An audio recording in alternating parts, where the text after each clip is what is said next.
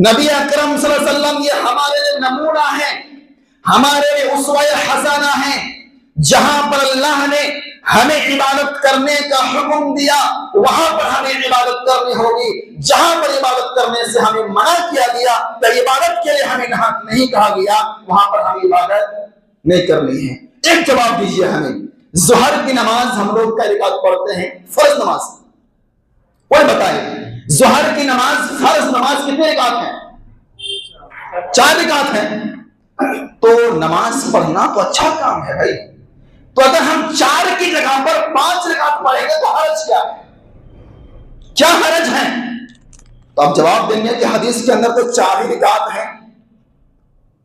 تو وہی تو میں کہنا چاہتا ہوں کہ جب حدیث میں ہے کہ ظہر کی نماز 4 رکعت پڑھنی ہے تو ہمیں یہ بھی دیکھنا پڑے گا کہ جو ہم 15ویں تاریخ کو یہ تمام فضول کام کرتے ہیں یہ حدیث کے اندر ہے یا نہیں ہے، رسول اکرم نے یا صحابہ اکرام نے ہمیں اس کی اجازت یا حکم دیا ہے یا نہیں دیا ہے۔ تو ظاہر سی بات ہے من گھڑت احادیث بنا کر تو بہت سارے احادیث بیان کرتے ہیں، چند احادیث جو من گھڑت اور ضعیف جن کا حدیث کے اندر دور دور تک کوئی نام و نشان نہیں ہے ان کو ہم نے نقل کیا ہے۔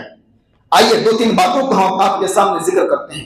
نمبر 1، جو ضعیف حدیث لوگوں کو بتاتے ہیں اور لوگوں کو گمراہ کرتے ہیں، نمبر 1 یہ حدیث بیان کرتے ہیں کہ شعبان شہری و رمضان شہر اللہ، نعوذ باللہ من ذالک، کہتے ہیں کہ نبی نے فرمایا کہ شعبان کا مہینہ میرا مہینہ ہے اور رمضان کا مہینہ اللہ کا مہینہ ہے۔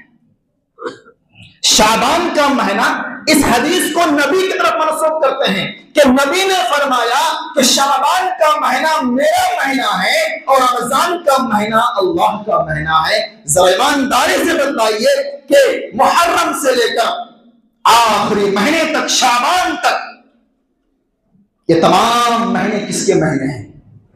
اللہ رب العالمین کے مہینے ہیں، اللہ رب العالمین کے بنائے ہوئے ہیں۔ تو لہذا یہ کہنا کہ نبی نے فرمایا کہ شعبان میرا مہینہ ہے، یہ من گھڑت بات ہے یا اپنے طرف سے بنائی ہوئی بات ہے۔ اور جو لوگ اپنی باتوں کو بنا کر اپنی باتوں کو رسول اللہ کی طرف منسوب کرتے ہیں، رسول نے خود اپنی زبان سے یہ بات کہی کہ جو بات میں نے نہیں کہی اور لوگ اپنی بات کو میری طرف منسوب کریں کہ یہ نبی نے فرمایا تو پھر وہ اپنا ٹھکانہ جہنم کے اندر بنا لے، اپنا ٹھکانہ جہنم کے اندر بنا لے، یہ رسول اکرم نے فرمایا ہے۔ دوسری حدیث کیا بیان کرتے ہیں کہ جب شعبان کی 15ویں رات آئے تو تم اس میں قیام کیا کرو اور اگلے دن کا روزہ رکھا کرو، کیونکہ اس رات کی شام سے ہی اللہ تعالی آسمان دنیا پر آ کر فرماتا ہے کہ کون ہے جو مجھ سے مغفرت طلب کرے، کون ہے جو مجھ سے دعا مانگے اس کی میں دعا کو قبول کروں۔ نعوذ باللہ من ذالک، من گھڑت بات ہے، من گھڑت اپنی بنائی ہوئی حدیث ہیں۔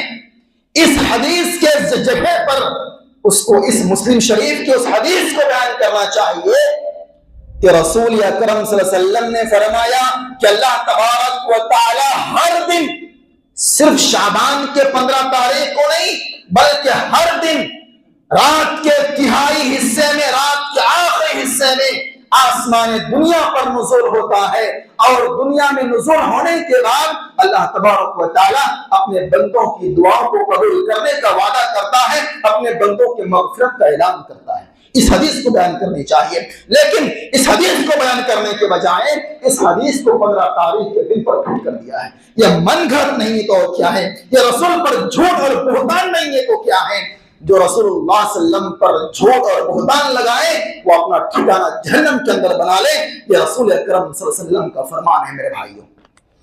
اسی طرح فرماتے ہیں، حضرت علی کی وہ حدیث کو بیان کرتے ہیں کہ جس میں انہوں نے ذکر کیا حضرت علی کہ نبی صلی اللہ علیہ وسلم نے شعبان کی 15ویں رات میں 14 رکعت نماز پڑھی۔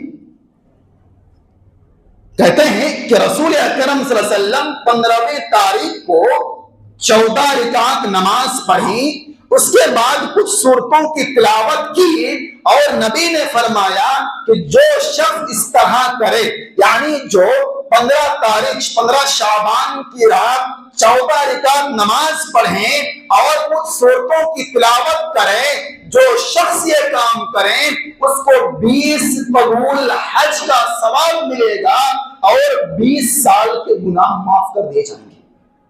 کہاں ملی بھائی حدیث؟ کہاں ملی؟